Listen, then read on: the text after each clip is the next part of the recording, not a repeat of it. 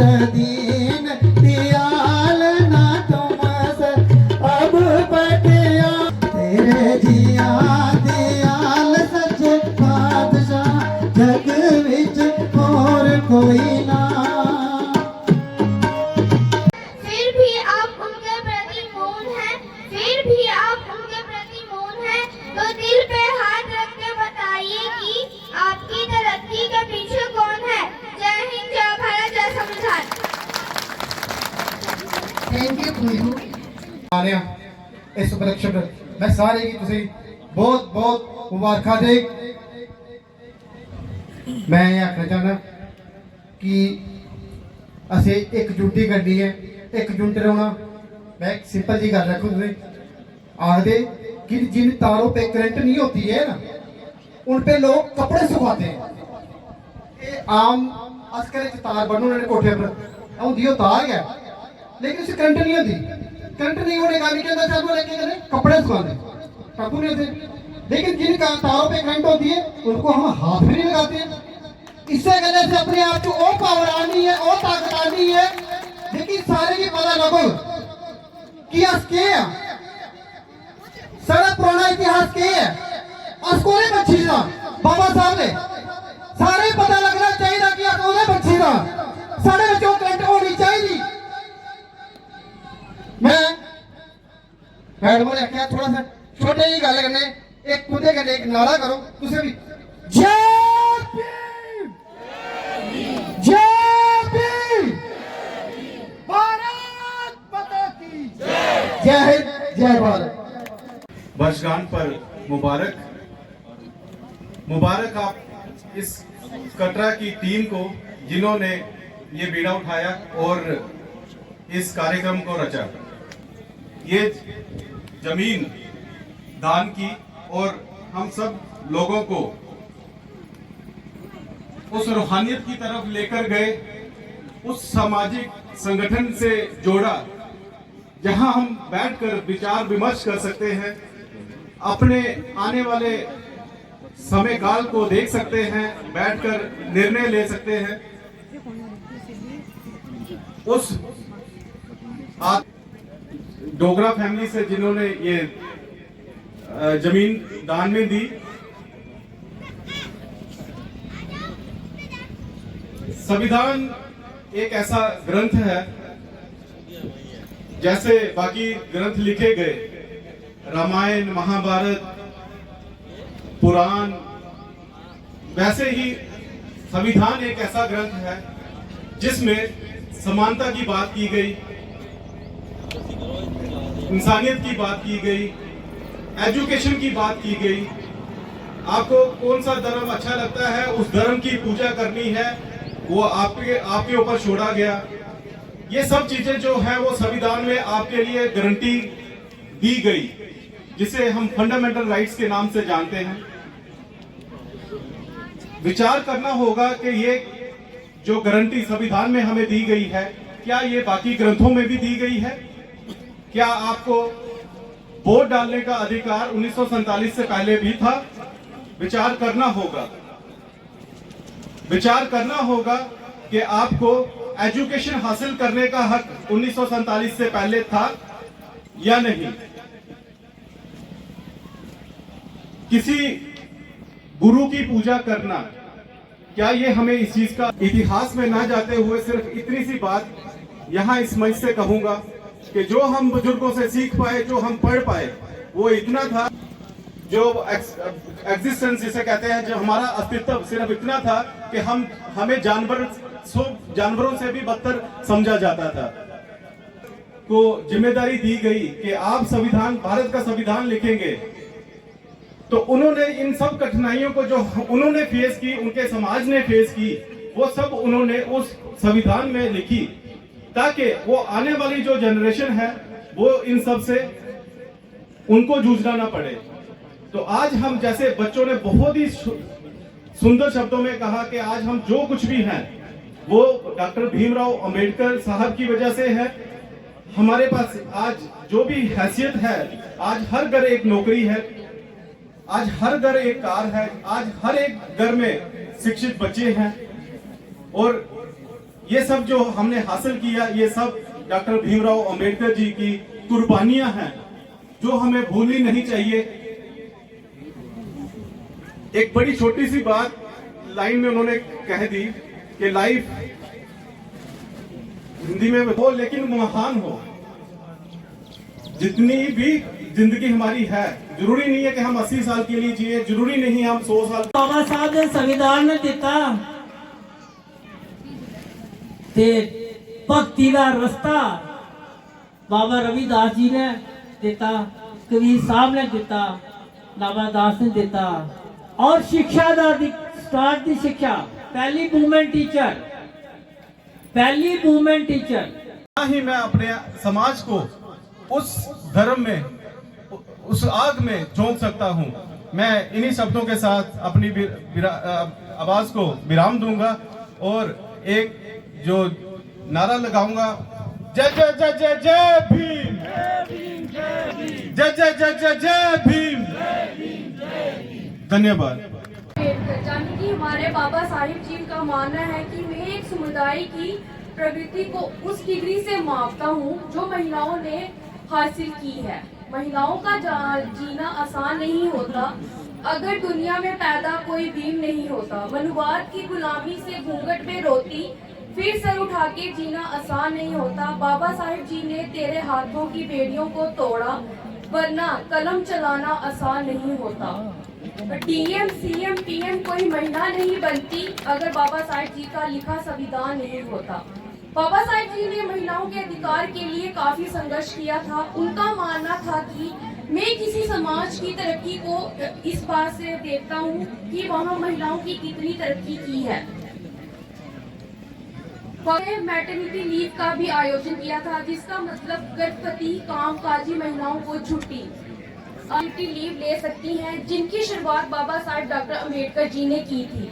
बाबा साहिब ने ये काम उस वक्त कर दिया था जब उस जमाने में सबसे ताकतवर मुल्क भी इस मामले में बहुत पीछे थे। दूसरा, उन्होंने जो कि सब जानते हैं हमारी नारी शक्ति का आयोजन किया था, जिसका मतलब महिलाओं को पढ़ने का अधिकार हमारे बाबा साहिब जी ने दिया था। महिलाओं को अपने अधिकार के लिए संघर्ष करना सिखाया, जैसे कि महिलाओं को पिता और पति की संपत्ति में हिस्सेदारी देना, तलाक का अधिकार और बच्चे गोद लेने का अधिकार भी हमारे बाबा साहिब जी ने दिया था। हिंदू ग्रंथों के अनुसार ऐसी मान्यता थी कि अगर महिला अपने घर से डोली पर निकलती है तो वापस उसकी अर्थी उठती है, और विवाहित स्त्रियों का अपने पति के घर वापस आना पाप माना जाता था। पिता के घर वापस आना पाप माना जाता था। लेकिन बाबा साहिब जी ने महिलाओं के लिए क्रांति की शुरुआत कर दी थी। लोगों ने उन्हें सिर्फ दलितों के नेता और संविधान इमारत तक सीमित कर दिया था, जबकि महिलाओं की भलाई के लिए उनके जितने काम शायद ही किसी भारतीय नेता ने किए हों। धन्यवाद। जय भीम, जय गुरुदेव। ये शान, ये शौकत और ये ईमान ना होता, आज कोई इस देश में किसी का मेहमान ना होता। नहीं मिल पाती खुशियाँ हमें इस वतन में अगर इस देश का स्वाभिमान बाबा साहिब ने लिखा ना होता। धन्यवाद। जय भीम, जय भीम, जय Bhim. Be great, rather than love. These great words said by Dr. Bhimrao Ambedkar, who is the father of Indian Constitution. Today we all are together here to celebrate Ambedkar Jayanti for the first time in Katra. Ambedkar Jayanti is celebrated all over the world on 14th April every year.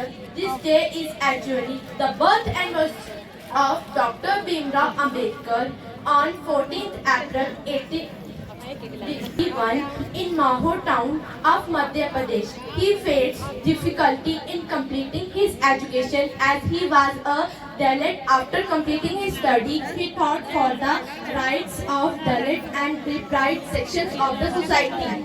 Jai Bhim. Short speech on Ambedkar Jayanti. First of all, I wish you all a very happy Ambedkar Jayanti.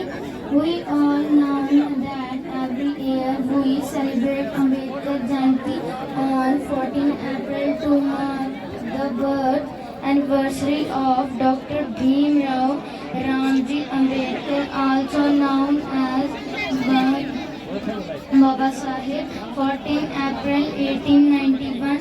He was a great politician, a social reformer, a journalist, and an economist.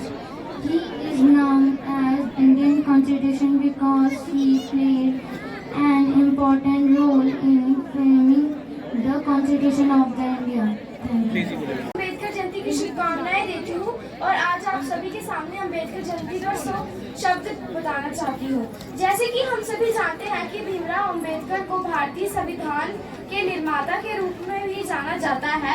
Ambedkar ji का जन्म 14 अप्रैल 1891 को भारत के मध्य प्रदेश के इंदौर के समीप महू नामक स्थान पर हुआ था।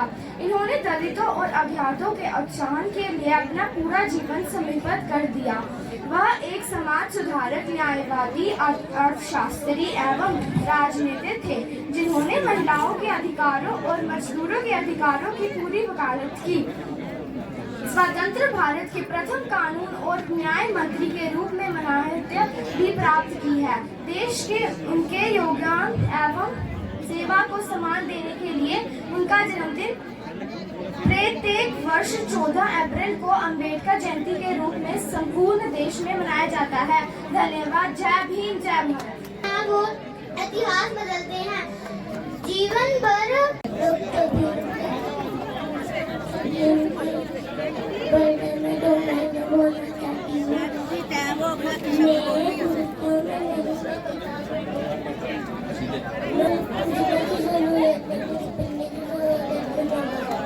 आप सबके सामने 14 अप्रैल पर भाषण देना चाहती हूँ।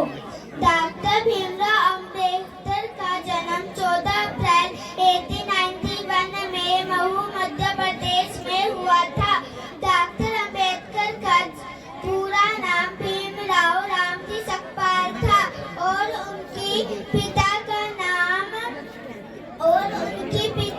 नाम रामजी मालोजी सकपाल था और उनकी माता का नाम भीमाबाई रामजी सकपाल था।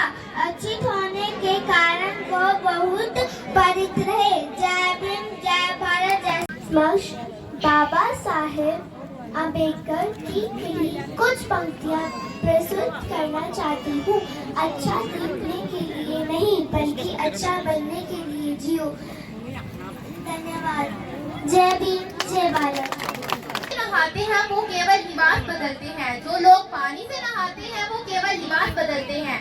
जो पसीने से नहाते हैं वो इतिहास बदलते हैं। जो पसीने से नहाते हैं वो इतिहास बदलते हैं।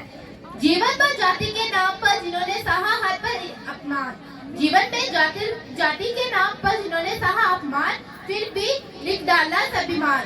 जीवन पर जाति के नाम पर जिन्होंने सहा अपमान, फिर भी लिख डाला भारत का संविधान।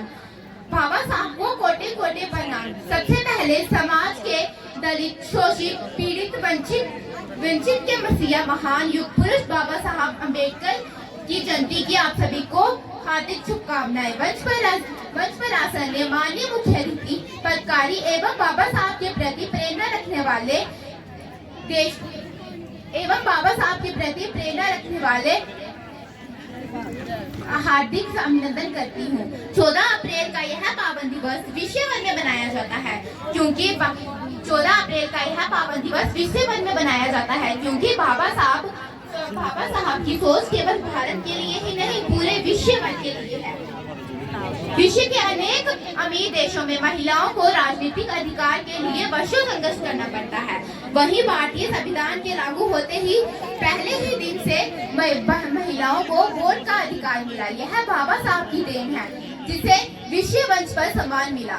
बाबा साहब के संघर्ष देने से पूर्व हम उनके जीवन के संघर्ष के बारे में जरूर जाने। उनका जीवन एक प्रेरणा है। कोई भी हारा हुआ मनुष्य यदि बाबा साहब की हार्दिक शिक्षा पर अपनी प्रेरणा को आजमा लेता है तो मन का कर्मों से बनता है वजूद आदमी का। जाति तो नकली पहचान है। जाति तो नकली पहचान है। अगर ऊंची जाति से ही होती श्रेष्ठता तो बताओ आज हमारे बाबा साहब क्यों महान हैं। अंत में 2 पंक्तियों के साथ आपसे विग्रह करना चाहूंगी। आपके कर्म ही आपकी पहचान है, आपके कर्म ही आपकी पहचान है, वरना भीम नाम के तो हजारों इंसान हैं। धन्यवाद। सच्ची के बारे में कुछ रखना चाहूंगी। सच्चाई को कभी यार छोड़ना मत और अपने वादों से अपने छोड़ना